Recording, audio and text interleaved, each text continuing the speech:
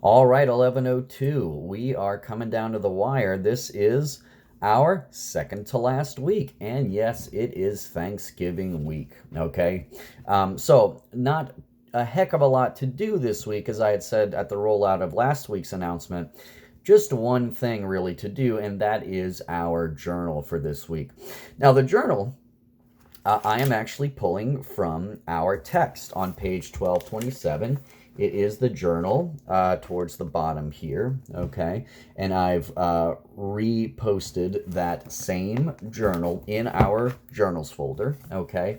So to complete the assignment this week, if you go to week 7 in our shell for week 7, you'll see a little note there that says refer to the journals folder, okay? So you do and submit your assignment in the journals folder for this week, okay? And all that is the journal, and it's a pretty open-ended general question that is being asked of you, okay? Hopefully you have read the play or some part of the play Oedipus Rex, the primary source on which your MLA research paper is due, okay? December the 8th as our class ends. Grades are due December 13th, Friday, okay? So the 8th is the last day on which we will have our work turned in, our final assignment turned in. So, what I have then is the journal for this week. Do you think Oedipus deserves his fate? Why or why not? Okay, very short, succinct question there, but it's a thinker, okay? This whole play is a thinker. It has to do with fate and free will. And in fact, for your research essay, the critical perspective frames it in that way too. That's what you're asked to grapple with. This critic, F.R. Dodds, in his essay on misunderstanding Oedipus Rex, he says, Oedipus, he's not a mere puppet of the gods, okay? His tragedy should not be seen as something that arises from a grave moral flaw, okay?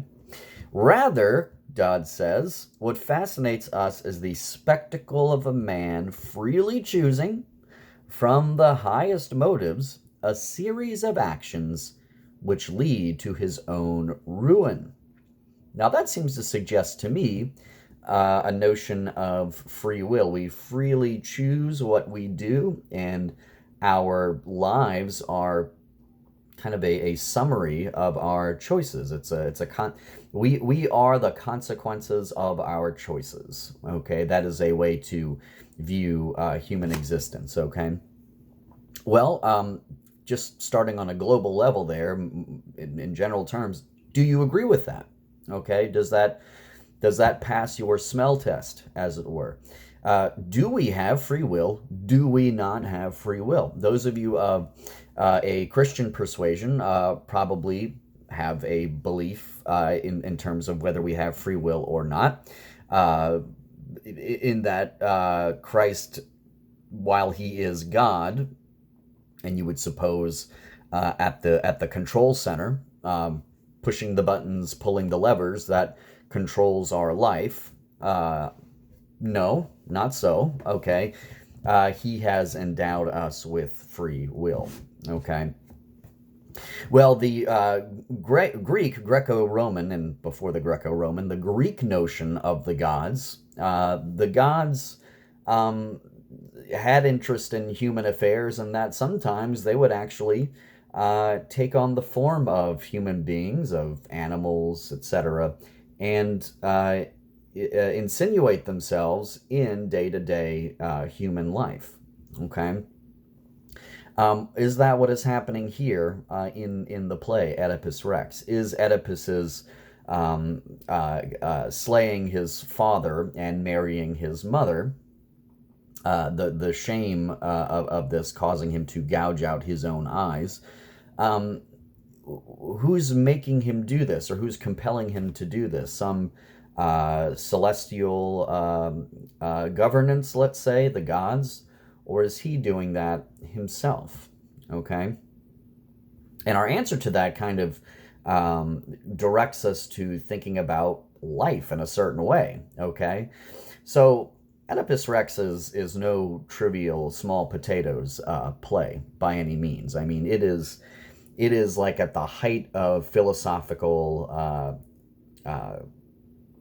intellectual pursuit. I mean, philosophers, artists have been, neuroscientists have been grappling with this idea of free will and consciousness, what drives us to do what we do, for millennia. Okay, the ancient Greeks, right here, Sophocles, one of the foremost tragedians of the ancient Greek world. Okay, so a lot to consider here because you are writing a paper on it. All right, towards the end here.